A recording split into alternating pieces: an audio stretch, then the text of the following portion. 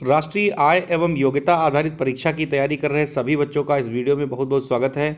साथ ही साथ अन्य परीक्षाओं की तैयारी कर रहे विद्यार्थियों का भी इस वीडियो में बहुत बहुत स्वागत है। तो आज है प्रैक्टिस सेट नंबर 3 जो कि है सामाजिक अध्ययन से संबंधित अति महत्वपूर्ण प्रश्नों का एक संग्रह है। और इससे पहले 2 वीडियो हम सामाजिक अध्ययन के अपलोड कर चुके हैं जिन पे आप लोगों ने काफ़ी अच्छा रिस्पांस दिया है।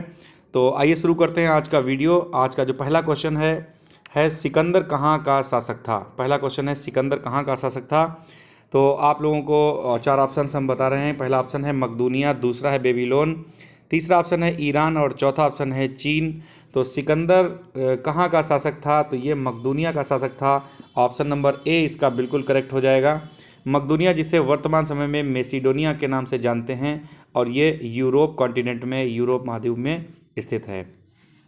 अगला क्वेश्चन है सिकंदर और पोरस के मध्य प्रसिद्ध हाइडे स्पीच का युद्ध कब हुआ था। तो जो सिकंदर और पोरस के बीच में एक प्रसिद्ध युद्ध हुआ था जिसका नाम था हाइडे स्पीच का युद्ध, ये कब हुआ था। पहला ऑप्शन है 323 ईसा पूर्व, दूसरा है 325 ईसा पूर्व और तीसरा ऑप्शन है 326 ईसा पूर्व, चौथा ऑप्शन है 328 ईसा पूर्व। तो ये युद्ध हुआ था 326 ईसा पूर्व। तो इस तरह से ऑप्शन नंबर 3 इसका बिल्कुल सही हो जाएगा, यानी कि ऑप्शन नंबर सी इसका बिल्कुल करेक्ट होगा। आपको बताते चलें तो हाइडे स्पीच जो होता है यही इसको झेलम का युद्ध भी कहा जाता है और ये सिकंदर और पंजाब के राजा पोरस के बीच झेलम नदी के तट पर लड़ा गया था और इस प्रकार से इस युद्ध में सिकंदर की विजय हुई थी। तो ये 326 ईसा पूर्व लड़ा गया था। तो इसका ऑप्शन नंबर सी करेक्ट हो जाएगा। अगला क्वेश्चन है जैन धर्म के 24वें तीर्थंकर कौन थे। तो जैन धर्म के 24वें तीर्थंकर के बारे में पूछा गया है। पहला ऑप्शन है पार्श्वनाथ, दूसरा है महावीर, तीसरा है सिद्धार्थ और चौथा ऑप्शन है भद्रबाहु।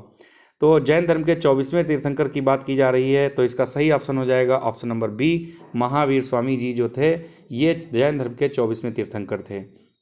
जैन धर्म के प्रथम तीर्थंकर की अगर बात की जाए तो जैन धर्म के जो प्रथम तीर्थंकर थे उनका नाम था स्वामी ऋषभदेव, जबकि जैन धर्म के 23वें तीर्थंकर का नाम था स्वामी पार्श्वनाथ। ये वाराणसी में इनका जन्म हुआ था। जबकि सिद्धार्थ की अगर हम बात करें तो ये गौतम बुद्ध का बचपन का नाम था। और इस प्रकार से जो ये क्वेश्चन है इसका जो सही आंसर है ऑप्शन नंबर बी बिल्कुल करेक्ट हो जाएगा। नेक्स्ट क्वेश्चन है महावीर स्वामी ने जैन धर्म में पूर्व से प्रतिपादित 4 महाव्रतों में कौन सा 5वां व्रत जोड़ा था। तो 5 महाव्रत जो जैन धर्म से संबंधित हैं इनमें पहले 4 महाव्रत थे और बाद में जो 5वां महाव्रत जोड़ा था वो महावीर स्वामी जी के द्वारा जोड़ा गया था। तो देख लेते हैं। पहला ऑप्शन है अपरिग्रह, दूसरा है अस्तेय, तीसरा है ब्रह्मचर्य और चौथा ऑप्शन है अहिंसा। तो 5वां जो महाव्रत जोड़ा गया था उसे कहते हैं ब्रह्मचर्य। तो इसका ऑप्शन नंबर सी बिल्कुल करेक्ट हो जाएगा। आगे बढ़ते हैं। अगला क्वेश्चन है जैन धर्म में त्रिरत्न कौन कौन से हैं। तो जैन धर्म में जो तीन रत्न होते हैं, त्रिरत्न होते हैं, उनको कहते हैं सम्यक दर्शन, सम्यक ज्ञान, सम्यक आचरण या फिर उपरोक्त सभी। तो इसका सही आंसर है ऑप्शन नंबर डी, उपरोक्त सभी। यानी कि जैन धर्म के जो 3 रत्न हैं वो सम्यक दर्शन, सम्यक ज्ञान और सम्यक आचरण हैं। जबकि बौद्ध धर्म में भी 3 रत्न होते हैं, धम्मम शरणम संगम। इस तरीके से बुद्ध, संघ और धम्म ये बौद्ध धर्म के 3 रत्न माने जाते हैं। नेक्स्ट क्वेश्चन है महावीर स्वामी ने किस भाषा में उपदेश दिया था। बहुत ही अच्छा क्वेश्चन है। महावीर स्वामी के द्वारा किस भाषा में उपदेश दिया गया। पहला ऑप्शन है प्राकृत, दूसरा ऑप्शन है संस्कृत, तीसरा ऑप्शन है हिंदी और चौथा ऑप्शन है द्रविड़। तो इसका जो सही आंसर हो जाएगा ऑप्शन नंबर ए बिल्कुल सही हो जाएगा। प्राकृत भाषा में महावीर स्वामी जी के द्वारा उपदेश दिए गए थे। अगला क्वेश्चन है महावीर स्वामी का जन्म कहाँ हुआ था। पहला ऑप्शन है वैशाली, दूसरा है राजगीर, तीसरा है पाटलिपुत्र और चौथा ऑप्शन है पावापुरी। तो महावीर स्वामी जी का जन्म 540 ईसा पूर्व में वैशाली के कुंड ग्राम में हुआ था। तो इसका ऑप्शन नंबर ए बिल्कुल सही हो जाएगा। जबकि महावीर स्वामी जी का जो निधन था वो पावापुरी में हुआ था। अगला क्वेश्चन है प्रथम जैन संगीत कहाँ आयोजन की गई थी। तो आपको बताएं तो जो जैन संगीतियाँ हैं ये कुल मिलाकर के 2 जैन संगीतियाँ आयोजित की गई थी। इनमें जो पहली जैन संगीत थी वो हुई थी पाटलिपुत्र में।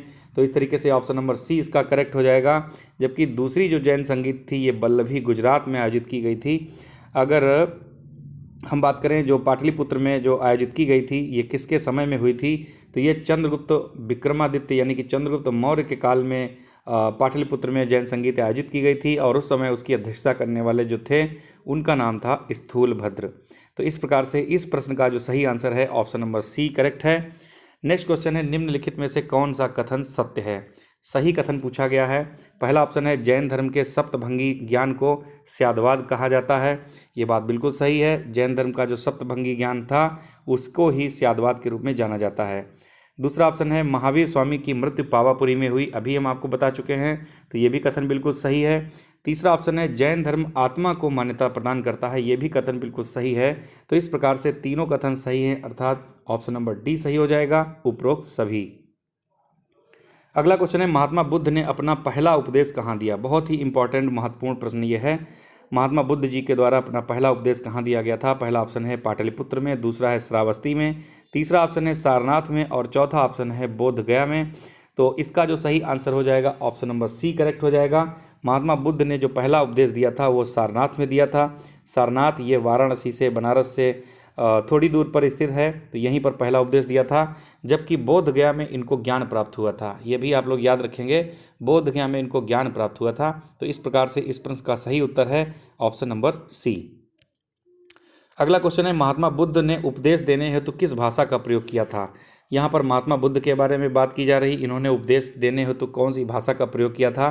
पहला ऑप्शन है पाली भाषा, दूसरा है संस्कृत भाषा, तीसरा है द्रविड़ और चौथा ऑप्शन है इनमें से कोई भी नहीं। तो इसका जो सही आंसर हो जाएगा ऑप्शन नंबर ए बिल्कुल करेक्ट होगा।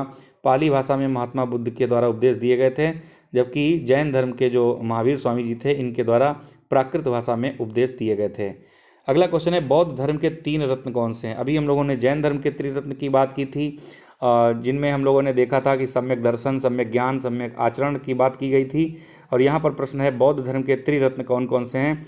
पहला ऑप्शन है बुद्ध, दूसरा है संघ, तीसरा है धम्म। तो इस प्रकार से ये तीनों ऑप्शंस बिल्कुल सही हैं। तो पहला ऑप्शन जो है इसका बिल्कुल सही हो जाए, सॉरी डी ऑप्शन इसका करेक्ट होगा, यानी कि ये सभी बातें सही हैं। अगला क्वेश्चन है, निम्नलिखित में से किसके शासनकाल में बौद्ध धर्म 2 भागों में यानी कि हीनयान और महायान इनमें बट गया था? पहला ऑप्शन है अजातशत्रु के समय में, दूसरा है अशोक के समय में, तीसरा ऑप्शन है कनिष्क के समय में और चौथा ऑप्शन है काकवर्ण के समय में। तो इसका जो सही आंसर हो जाएगा ऑप्शन नंबर सी करेक्ट हो जाएगा। कनिष्क के शासनकाल में कुषाण वंश का शासक था कनिष्क, और इसी के शासनकाल में हीनयान और महायान में बौद्ध धर्म बट गया था। आगे बढ़ते हैं, अगला क्वेश्चन है, महात्मा बुद्ध के द्वारा दिए गए प्रथम उपदेश को क्या कहा जाता है? महात्मा बुद्ध के द्वारा जो पहला उपदेश दिया गया है, यानी कि पहला उपदेश सारनाथ में जो दिया गया था, उसे क्या कहा गया? तो उसे कहा गया है, पहला ऑप्शन है महापरिनिर्वाण, दूसरा है महाभिनिष्क्रमण और तीसरा है धर्म चक्र प्रवर्तन और चौथा ऑप्शन है उपरोक्त सभी। तो इसका जो सही आंसर हो जाएगा ऑप्शन नंबर सी करेक्ट होगा। धर्म चक्र प्रवर्तन कहा गया महात्मा बुद्ध के द्वारा जो पहला उपदेश सारनाथ में दिया गया था उसको धर्म चक्र प्रवर्तन कहा गया। जबकि महापरिनिर्वाण जो है इसको कहा गया इनके शरीर त्यागने से, यानी कि इनकी जब निधन इनका हुआ तब इस घटना को महापरिनिर्वाण कहा गया। जबकि इनके जो घर छोड़ने की जो घटना है उसको कहा गया महाभिनिष्क्रमण। आगे बढ़ते हैं, नेक्स्ट क्वेश्चन है, नीचे दी गई बौद्ध संगीतियों का सही सुमेलन नहीं है, यानी कि इनमें 4 ऑप्शन जो दिए गए हैं इनमें से कौन सा गलत ऑप्शन है? तो 4 बौद्ध संगीतियाँ हुई थी। पहली जो बौद्ध संगीत हुई थी ये अजातशत्रु के समय में हुई थी, बिल्कुल सही बात है। दूसरा ऑप्शन है द्वितीय बौद्ध संगीत कालाशोक के समय में हुई, ये भी बात सही है। तीसरा ऑप्शन है तृतीय बौद्ध संगीत ये अशोक के समय में हुई, तो ये भी बात बिल्कुल सही है। जबकि जो चौथी बौद्ध संगीत थी ये हर्षवर्धन के समय में नहीं हुई थी, बल्कि ये जो है कनिष्क के समय में हुई थी। तो इस प्रकार से ये जो चौथा ऑप्शन है यानी कि ऑप्शन नंबर डी बिल्कुल करेक्ट हो जाएगा। आगे बढ़ते हैं, अगला क्वेश्चन है, बुद्ध के सर्वप्रिय शिष्य कौन थे? यानी कि गौतम बुद्ध के जो प्रमुख सर्वप्रिय जो शिष्य थे उनका नाम क्या था? पहला ऑप्शन है उपालि, दूसरा है आनंद, तीसरा है सर्वकामी और चौथा ऑप्शन है वसुमित्र। तो इसका जो सही आंसर हो जाएगा ऑप्शन नंबर बी करेक्ट होगा, यानी कि आनंद जो थे ये गौतम बुद्ध जी के सर्वप्रिय शिष्य थे। अगला क्वेश्चन है, चंद्रगुप्त मौर्य का प्रधानमंत्री कौन था? चंद्रगुप्त मौर्य के समय में उनके जो प्रधानमंत्री थे वो कौन थे?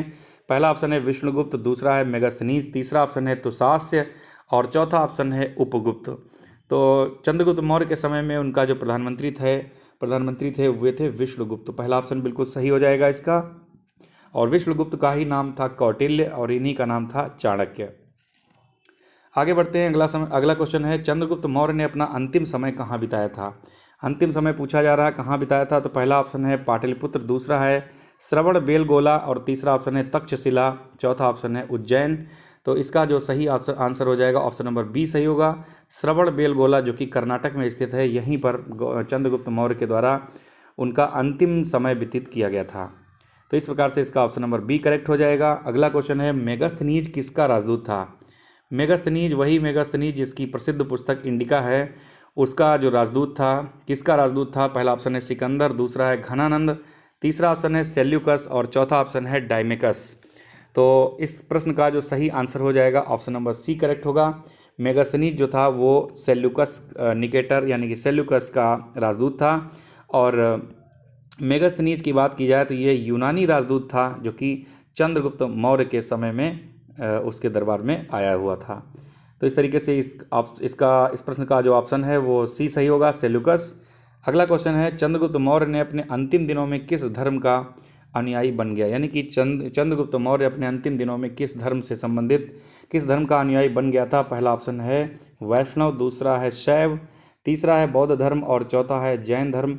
तो इसका जो सही आंसर हो जाएगा जैन धर्म, यानी कि चंद्रगुप्त मौर्य जो था वो अपने अंतिम समय में अंतिम दिनों में जैन धर्म का अनुयायी बन गया था। तो ऑप्शन नंबर डी इसका बिल्कुल सही हो जाएगा। अगला प्रश्न है निम्नलिखित में से कौन सा कथन बिल्कुल सत्य है? तो देखते हैं पहला ऑप्शन क्या है। चाणक्य का दूसरा नाम विष्णुगुप्त या कौटिल्य था, बिल्कुल सही बात है, कई बार ये बात हम आप लोगों को बता चुके हैं।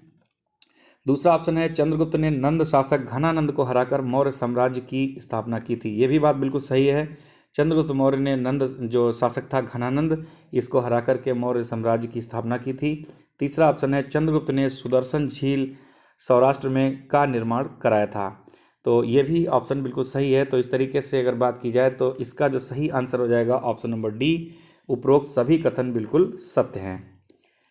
अगला प्रश्न है अर्थशास्त्र किसकी रचना है? तो बहुत ही प्रसिद्ध पुस्तक है अर्थशास्त्र, जिसके रचनाकार हैं कौटिल्य। पहला ऑप्शन बिल्कुल करेक्ट हो जाएगा।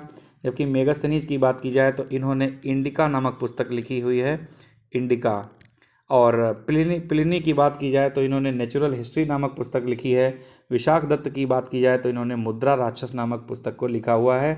तो इस प्रकार से जो पहला इसका ऑप्शन है अर्थशास्त्र के रचनाकार वो कौटिल्य थे, पहला ऑप्शन बिल्कुल करेक्ट हो जाएगा। अगला क्वेश्चन है अशोक ने कलिंग पर आक्रमण कब किया था? बहुत ही अच्छा प्रश्न है। अशोक के द्वारा कलिंग पर आक्रमण कब किया गया था? पहला ऑप्शन देख लेते हैं 269 ईसा पूर्व, दूसरा है 261 ईसा पूर्व, तीसरा ऑप्शन है 324 ईसा पूर्व और चौथा ऑप्शन है 326 ईसा पूर्व। तो इस प्रश्न का जो सही आंसर है ऑप्शन नंबर बी सही होगा। 261 ईसा पूर्व में कलिंग पर आक्रमण अशोक के द्वारा किया गया था और इसका उल्लेख 13वें शिलालेख में मिलता है। कलिंग की बात की जाए तो कलिंग की राजधानी तोसली थी और ये ओडिशा में स्थित था। नेक्स्ट क्वेश्चन है इंडिका किसकी रचना है? तो इंडिका अभी मैं बता चुका हूँ आपको, इंडिका जो थी वो मेगस्थनीज की पुस्तक थी। जबकि प्लिनी की नेचुरल हिस्ट्री है। टालमी की अगर बात की जाए तो इनकी पुस्तक का नाम है ज्योग्राफिका। तो इस तरीके से इस प्रश्न का जो सही आंसर है ऑप्शन नंबर ए करेक्ट हो जाएगा, मेगस्थनीज। अगला प्रश्न है बौद्ध धर्म के प्रचार के लिए अशोक ने किसे श्रीलंका भेजा था? ये भी बात मैं बता चुका हूँ कि अशोक के द्वारा उनके पुत्र पुत्री को श्रीलंका भेजा गया था बौद्ध धर्म के प्रचार के लिए, और पुत्र का नाम था महेंद्र और पुत्री का नाम था संघमित्रा। तो इस तरीके से इसका जो सही ऑप्शन हो जाएगा ऑप्शन नंबर डी सही होगा, अर्थात ए और बी ये दोनों सही हैं, इसलिए ऑप्शन नंबर डी बिल्कुल सही होगा। अगला क्वेश्चन है अशोक के शिलालेखों की खोज सबसे पहले किसके द्वारा की गई थी? यानी कि जो अशोक के शिलालेख थे उनकी खोज किसके द्वारा की गई थी? पहला ऑप्शन है जेम्स प्रिंसेप के द्वारा, दूसरा है पादर टी फैंथलर के द्वारा, तीसरा ऑप्शन है विलियम जोन्स के द्वारा और चौथा ऑप्शन है इनमें से कोई भी नहीं। तो इस प्रश्न का जो सही उत्तर होगा ऑप्शन नंबर बी सही होगा। पादर टी फैंथलर के द्वारा इनकी खोज की गई थी। जबकि इनके जो अभिलेख थे, इनके शिलालेख थे, इनको पढ़ने वाला जो व्यक्ति था उसका नाम था जेम्स प्रिंसेप। अगला ही क्वेश्चन है अशोक के शिलालेखों को सबसे पहले किसने पढ़ा था? तो इसका ऑप्शन सही हो जाएगा option number A, James Prinsep. Next question है सांची के स्तूप का निर्माण किसके द्वारा कराया गया था? बहुत अच्छा क्वेश्चन है। सांची का जो स्तूप है ये मध्य प्रदेश में स्थित है और ये अशोक के द्वारा कराया गया था, तो इसका ऑप्शन नंबर बी बिल्कुल सही हो जाएगा। नेक्स्ट क्वेश्चन की तरफ बढ़ते हैं। अशोक के अभिलेख किस लिपि में लिखे गए हैं? तो ये बहुत ही महत्वपूर्ण प्रश्न है। अशोक के जो अभिलेख थे वे ब्राह्मी लिपि में भी लिखे हुए मिलते हैं, खरोष्टी लिपि में भी लिखे हुए मिलते हैं, जबकि ग्रीक और अरमाइक जो लिपि थी उसमें भी लिखे मिलते हैं। इस प्रकार से इसका जो ऑप्शन है ऑप्शन नंबर डी बिल्कुल सही होगा, यानी कि उपरोक्त सभी। और आज का जो अंतिम क्वेश्चन है, चंद्रगुप्त मौर्य की सैंड्रोकोटस के रूप में पहचान किसके द्वारा की गई थी? तो चंद्रगुप्त मौर्य की सैंड्रोकोटस के रूप में जो पहचान की गई थी, ऑप्शन नंबर ए है स्मिथ, दूसरा है विलियम जोन्स, तीसरा है जॉन फिलिप और चौथा ऑप्शन है जेम्स प्रिंसेप। तो इसका जो सही उत्तर हो जाएगा इसका जो सही आंसर हो जाएगा ऑप्शन नंबर बी सही होगा। विलियम जोन्स के द्वारा जो है चंद्रगुप्त मौर्य को सैंड्रोकोटस के रूप में उसकी पहचान की गई थी। तो इस प्रकार से आज ये वीडियो कंप्लीट होता है और नेक्स्ट वीडियो हम प्रैक्टिस सेट नंबर 4 लेकर के जल्दी आएंगे। तो आप हमारे चैनल को अधिक से अधिक लोगों तक पहुंचाइए और वीडियो को लाइक और शेयर कीजिए, कमेंट कीजिए, जिससे कि हमें मोटिवेशन मिले और हम आपके लिए और भी अच्छे अच्छे वीडियोस बनाएं। तो मिलते हैं आपको जल्दी, तब तक के लिए नमस्कार, थैंक यू।